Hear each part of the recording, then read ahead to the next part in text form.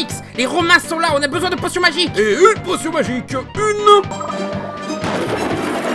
Hé, mais ça a le goût de pamplemousse maintenant. Qu'est-ce que t'as ajouté à Panoramix? Oh rien, c'est la même formule que d'habitude. Je mets un peu de glaçon dans de l'eau, de la poudre Oli, je check, et voilà. Attends, de la poudre quoi? De la poudre Oli.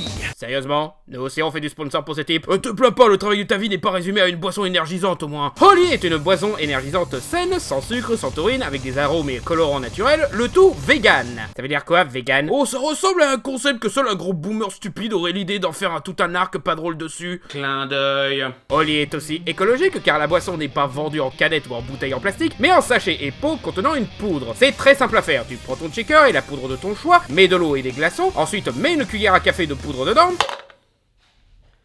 Ah, tu voulais dire le contenu de la cuillère à la poudre? Ah, pardon. Secouez bien, et voilà, vous avez une délicieuse boisson énergisante fruitée et saine. Ou en thé glacé si vous prenez dans la gamme Iced Tea. Cela fait quelques temps que j'ai pris l'habitude d'en boire régulièrement. J'aime particulièrement la Citrus Cobra et la Raspberry Raptor. Mais ma préférée, ça reste la Strawberry Shark. Parce qu'elle mélange deux de mes fruits préférés, à savoir la mandarine et la fraise.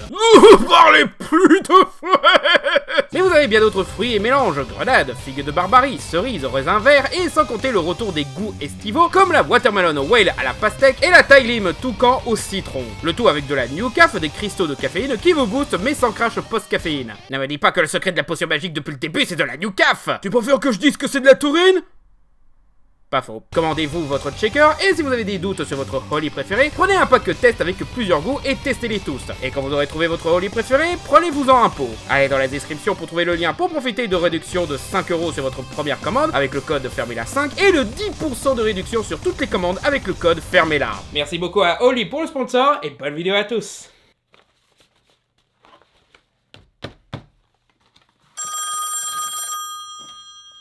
Allô?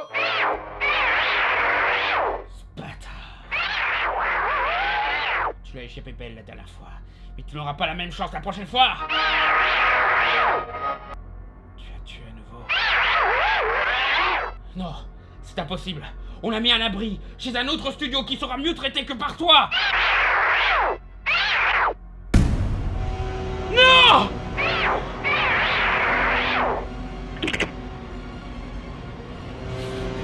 Je t'aurai, Sparta! Un jour, tu payeras pour tous tes crimes!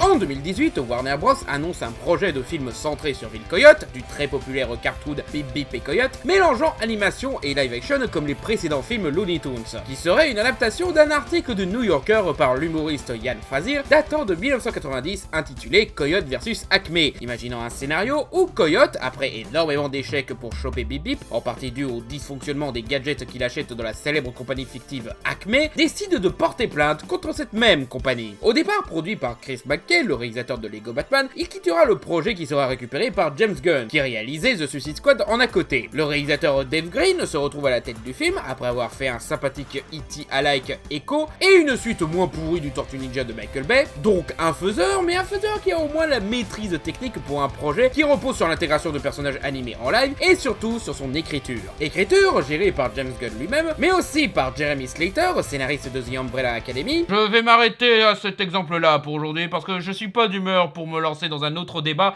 pour défendre les sous-estimés Fantastic et le Death Note de Netflix. Et surtout, Sammy Burch, scénariste de May December de Todd Haynes, actuellement nominé pour meilleur scénario original aux Oscars de cette année. Rajoute à ça Will Forte, comique du Saturday Night Live connu pour MacGruber et The Last Man on Earth, dans le rôle de l'avocat de Coyote, John Cena dans le rôle de l'avocat d'Acme, et un tournage très approprié à Albuquerque. Je crois qu'on aurait dû tourner à gauche à Albuquerque. Donc autant dire que le film sentait plutôt bon. Encore plus si on en croit les retours très positifs des public tests qui considèrent que c'est le meilleur film avec les Looney Tunes depuis au moins Roger Rabbit. Ce qui est très prometteur et pas difficile, sachant que les derniers films Looney Tunes étaient les deux Space Jam et le décevant les Looney Tunes passent à l'action du pourtant très talentueux Joe Dante. Joe Dante qui était très dégoûté par l'expérience parce que Warner n'arrêtait pas de lui mettre des bâtons dans les roues. Au point où il n'a plus jamais réalisé de grosses productions hollywoodiennes et où il semblait pas très joyeux de faire la promotion de la série d'animation Gremlins qui sort dernièrement. Allez voir The drôle par contre, il est pas mal comme film de Joe Dante. Malgré sa nullité, le confinement, une sortie simultanée sur HBO Max, des polémiques idiotes venant de pervers qui pouvaient plus fantasmer sur une lapine ou défendre un putois harceleur sexuel, et des critiques bien plus justifiées et réfléchies, a bien marché au box-office, 70 millions sur le territoire américain, 162 millions à travers le monde, et ce sans compter les chiffres HBO Max qui apparemment étaient très généreux eux aussi, et c'était pour un budget de 150 millions. Donc pour un budget inférieur de moitié, un projet que les fans attendent réellement, et où même les grifteurs et escrocs du web n'ont pas eu de raison de gueuler en sortie salle exclusive, alors que le confinement n'est plus d'actualité, c'était le succès assuré. Et là, David Zaslav, connu dans cette émission comme étant David Zbatar, a annulé le film. Oh shit.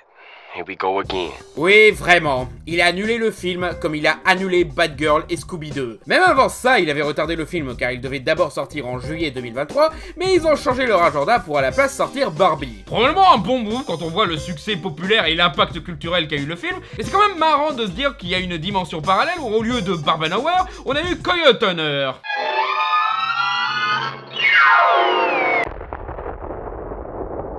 Ou très mauvais move, car l'un des acteurs de Coyote vs Acme, Steven Ray Bird, qui est très pote avec le réalisateur du film, avait demandé à ce dernier s'il pouvait faire un petit peu de figuration avec l'acteur John Cena, parce que son fils, qui est très gravement malade, est très fan du célèbre catcheur. Donc il espérait exaucer son rêve de voir son père bosser avec son catcheur préféré. Mais le film ayant été retardé, l'enfant est mort avant d'avoir pu voir ce film. Encore un enfant dont David Zbatar détruit les rêves.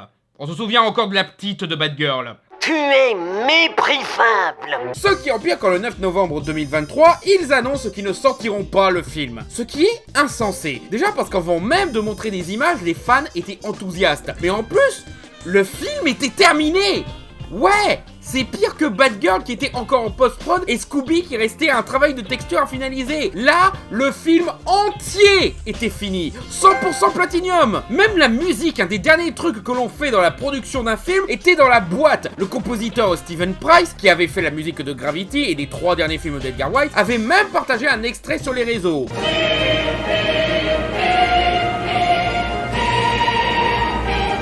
Un corps de bip bip sur l'air de Tchaïkovski. Je veux dire, bordel de merde, même la musique est hilarante.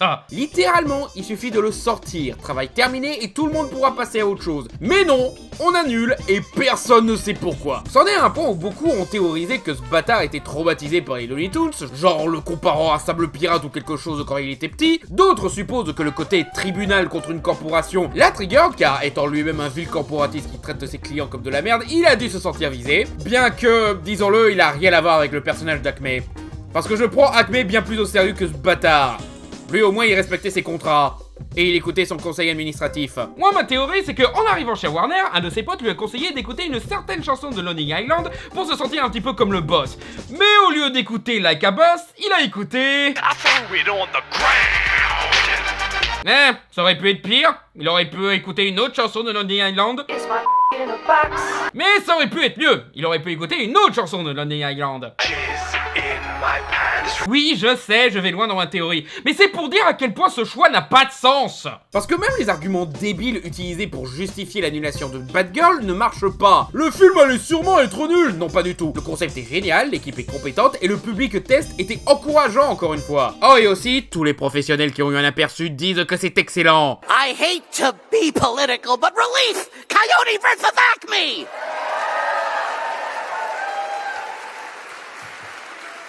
And, now that that's over, and by that I mean my career... Aucun fan des Looney Tunes n'osait penser que ce film serait nul. Il a bien fait d'annuler parce que ce film allait être woke. On aurait pu croire que les grifters auraient été assez cons pour le dire, mais comme les deux acteurs principaux sont des mecs blancs hétérocis, leur détecteur de wokisme n'a rien indiqué bizarrement. Alors que le pire c'est que c'est probablement plus woke que ne le sera le film Blanche-Neige. En fait, ils parlent pas du tout de l'affaire. Preuve de plus qu'ils s'en foutent du cinéma ou défendre une vision artistique. Ils veulent juste taper sur les minorités. Mais on s'en fout de cette licence, c'est trop obscur. C'est les putains de Looney Tunes.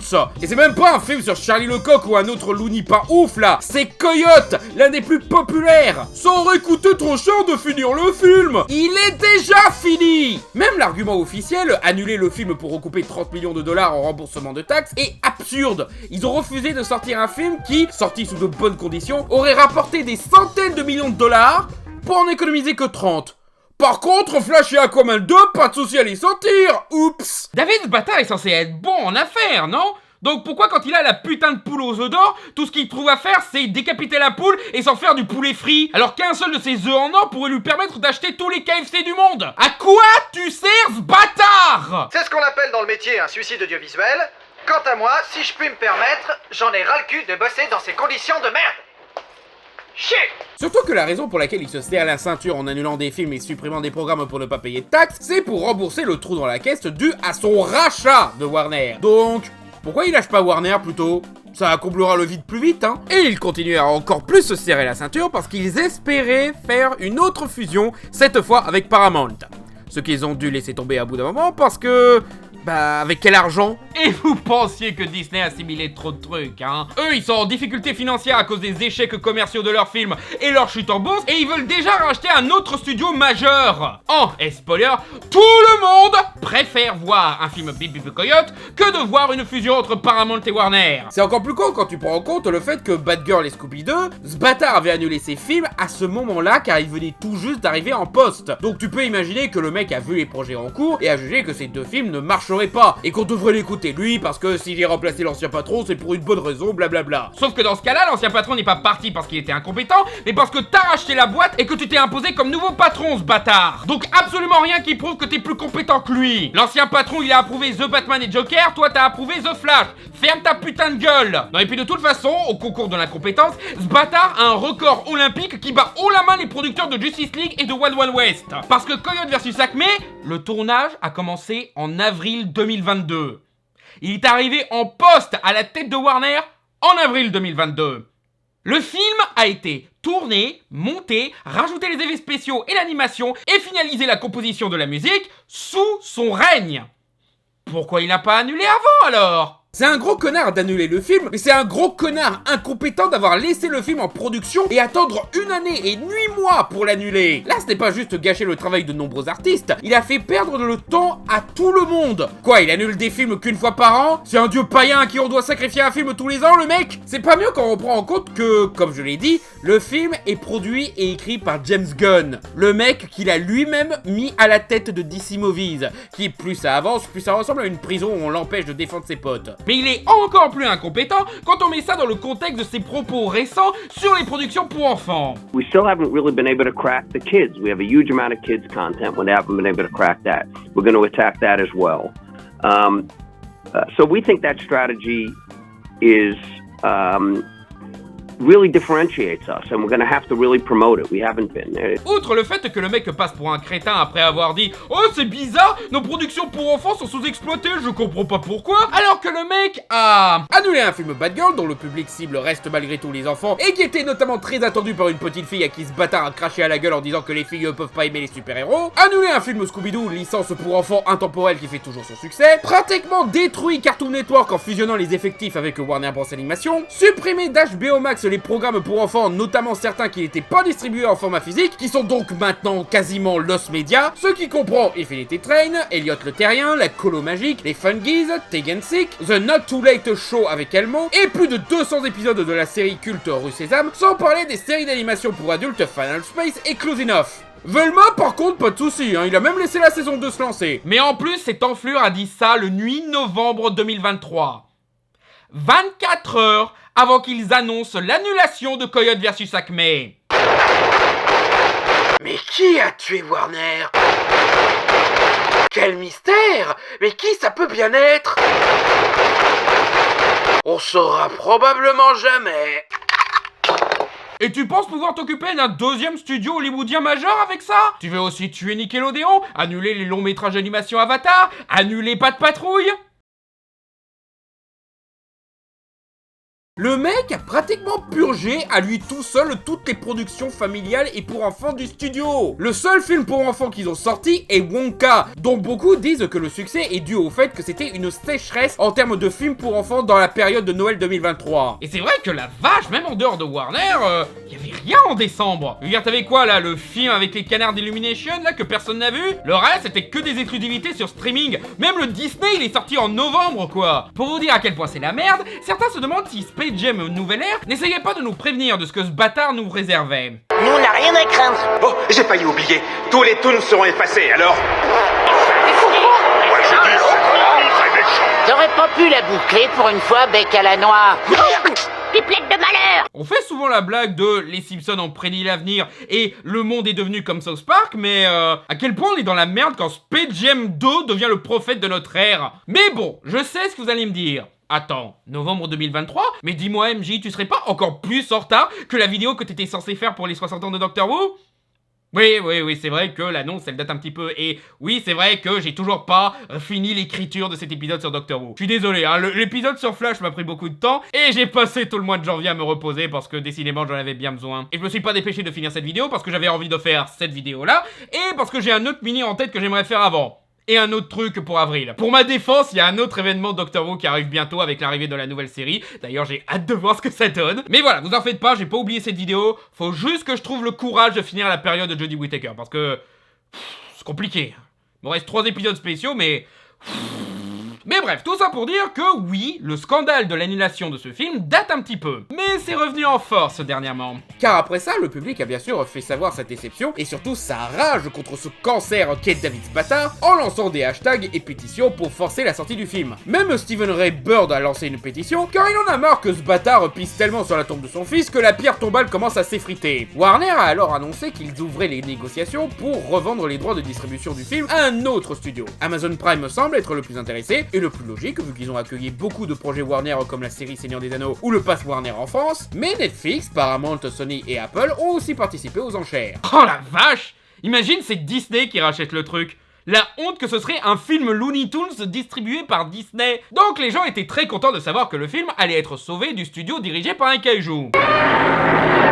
Hélas, on a encore une fois sous-estimé le potentiel de destruction de ce kaiju. Il n'y a que sa masse qui est gigantesque, le cerveau...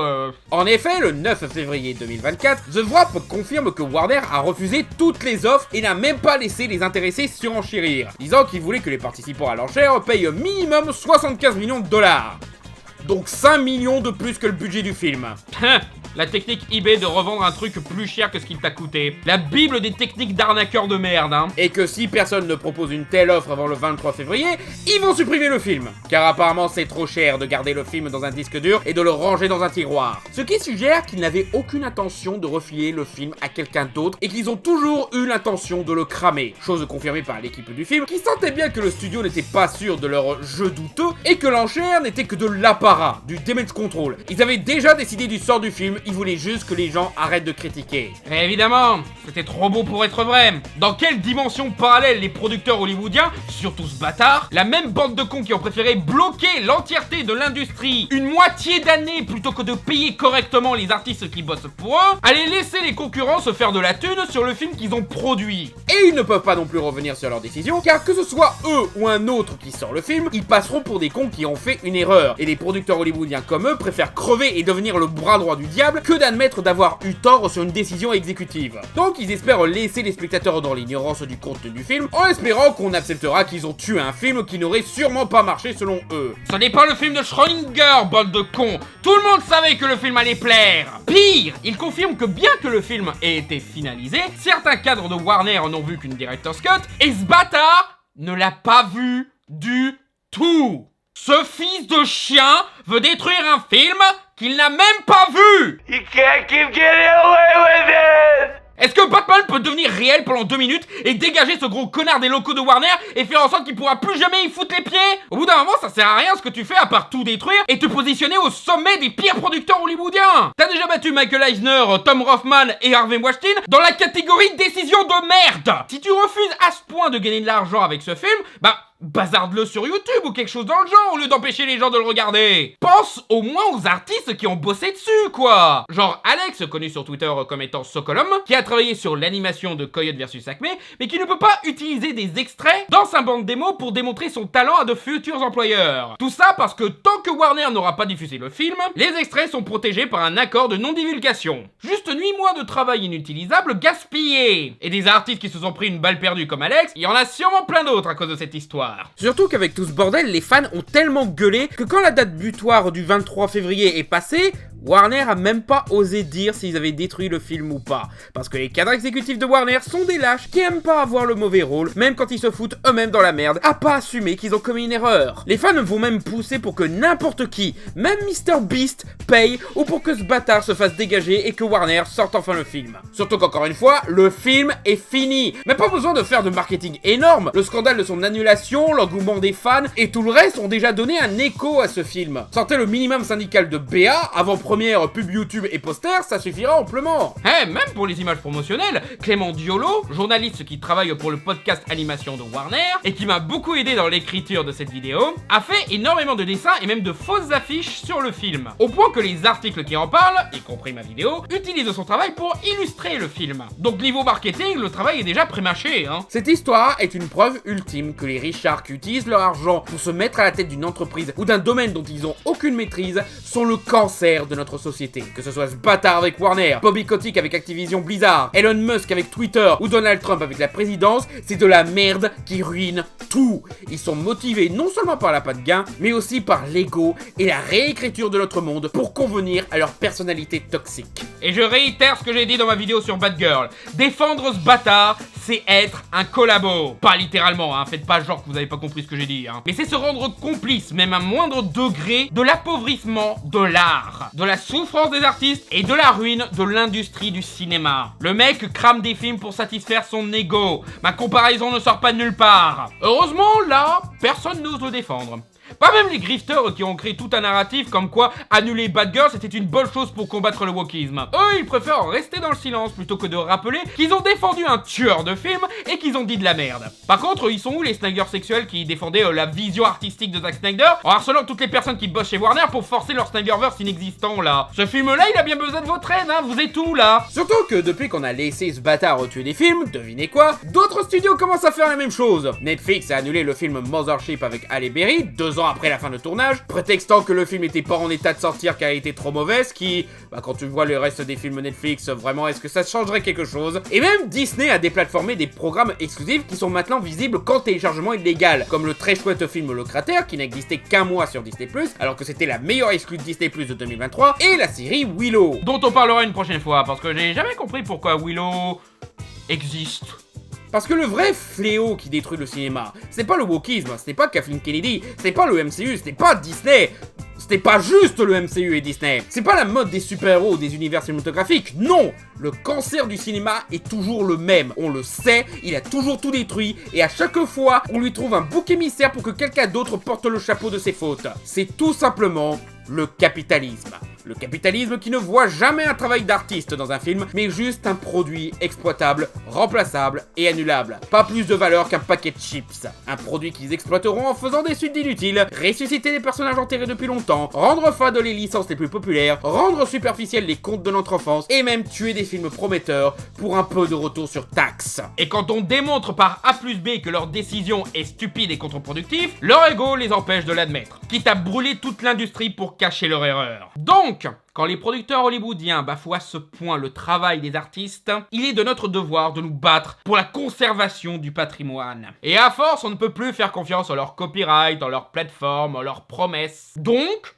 fuck l'euphémisme, piratez! Téléchargez les films et séries qui ne sont plus sur Disney+ ou HBO Max. Piratez les serveurs de Warner et sortez tous les films que ce bâtard refuse de laisser exister. On a bien réussi à faire fuiter des épisodes pilotes de séries annulées comme le Wonder Woman de 2011 ou le film 4 Fantastiques produit par Roger Corman. Et techniquement, on ne viole aucun copyright vu que pour eux, ces films n'existent pas et ne devraient pas exister. On était prêt à laisser tomber le piratage contre la garantie que nos films et séries préférés seraient sauvegardés sur leur plateforme de streaming et qu'ils seraient accessibles à tous.